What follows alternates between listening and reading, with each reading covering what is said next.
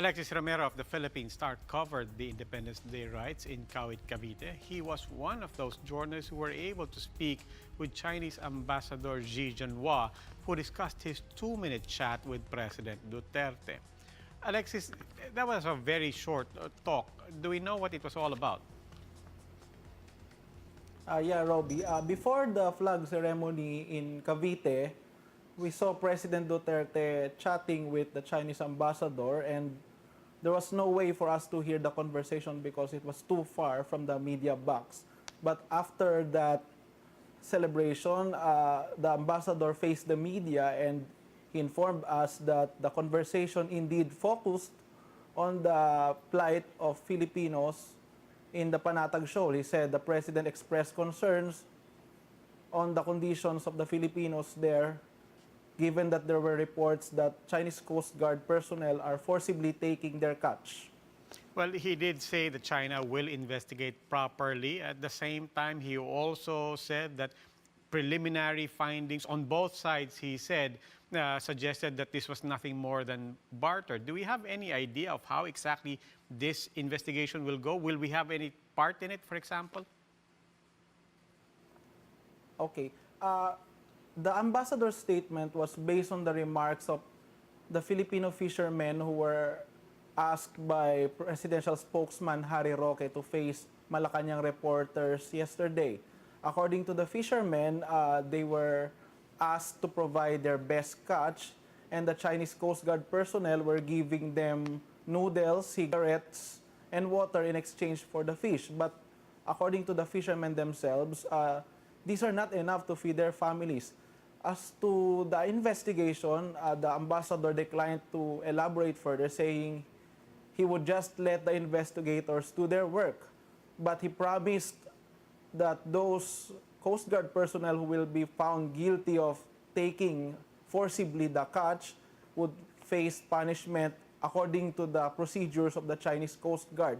When I asked him, is it really the policy of China to take the catch of Filipino fishermen, he denied this, saying there are bad apples in the Chinese Coast Guard and they won't tolerate their acts. He even joked that he would have them thrown into the South China Sea.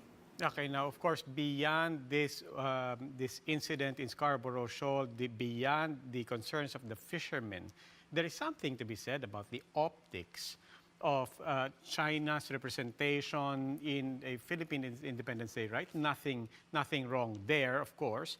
But given the fact that this comes in the middle of a lot of talk about China's militarization of the West Philippine Sea, aggressive actions in the South China Sea, there's something to be said about the optics of this. Did the president, and for that matter, the ambassador, actually take time to talk about sovereignty issues, particularly in these disputed waters? Yeah, but before I answer that, let's just take into account the fact that not only China was represented during the event, there are other countries represented there. There are other countries who sent ambassadors and representatives during that event.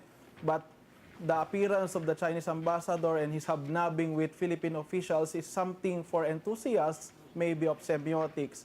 But to answer the question, the president focused on internal issues during his speech. He talked about the need to be free from social ills like illegal drugs, corruption, and terrorism. The Chinese ambassador also did not say anything about sovereignty when we were asking him questions. But presidential spokesman Harry Roque issued a statement this afternoon stressing that the Philippines will be ready to defend the interests of Filipino fishermen and the voiceless, and they won't tolerate anyone who is abusing their powers, and they will not allow Filipinos to suffer because of the acts of some groups who are not really after their interest. Okay, Alexis Romero joining us from the newsroom of the Philippine Star in Manila.